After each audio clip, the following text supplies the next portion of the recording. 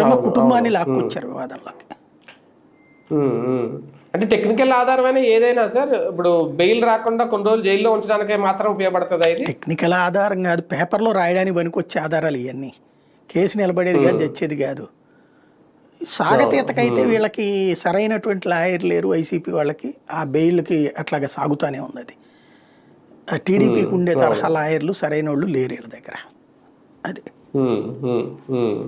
అదే చూడాలి సార్. ఇంకా సర్ విషయంలో ఇప్పుడు ఆంధ్రప్రదేశ్లో కూడా త్వరగా నిర్వహించాలి అంటూ జనసేన ఎన్నికల సంఘానికి విజ్ఞప్తి చేయడం ఎలా చూడాలి? అంటే ఇక్కడ ఒకటి వాళ్ళు మంచి ఆలోచన చేశారు. కాకపోతే ఫస్ట్ మనందరం కూడా తేల్చాల్సింది ఏంటంటే, as for election commission norms, మీకు గుర్తుంటే నిమ్మగడ్డ రమేష్ గారికి అప్పుడు ఓటు హక్కు ఇవ్వలేదు. ఆయన కోర్టుకు కూడా వెళ్ళారు. కోర్టు ఎన్నికల సంఘానికి నోటీస్ ఇచ్చింది.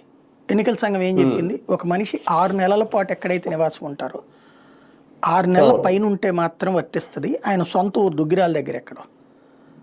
ఆయన ఎలక్షన్ కమిషనర్ గాని చేశాడు, రాష్ట్ర ఎన్నికల కమిషనర్ గాని. కానీ మెయిన్ ఎలక్షన్ ఓటు రాలేదు ఆయనకి. ఎలక్షన్ కమిషనర్గా చేసిన ఆయనే కేంద్ర కోర్టు దగ్గరికి వెళ్తే కోర్టు చెప్పిన మాట అది. కోర్టుకి original election commission, central election commission ఇచ్చిన నివేదిక అది. 6 నెలల పైన ఉండాలి అన్నటువంటిది. ఇప్పుడు రాష్ట్ర ప్రభుత్వం తరపున ఇచ్చారు అది వివరణ. కలెక్టర్ వీళ్ళు ఇచ్చినటువంటి వివరణ అది ఈసీ నిబంధనలు చూపెట్టి. అంటే 6 నెలల పైన ఎక్కడన్నా ఉంటే అక్కడదే ఓటు అవుతుంది, ఉన్న ఓటు పోతుంది.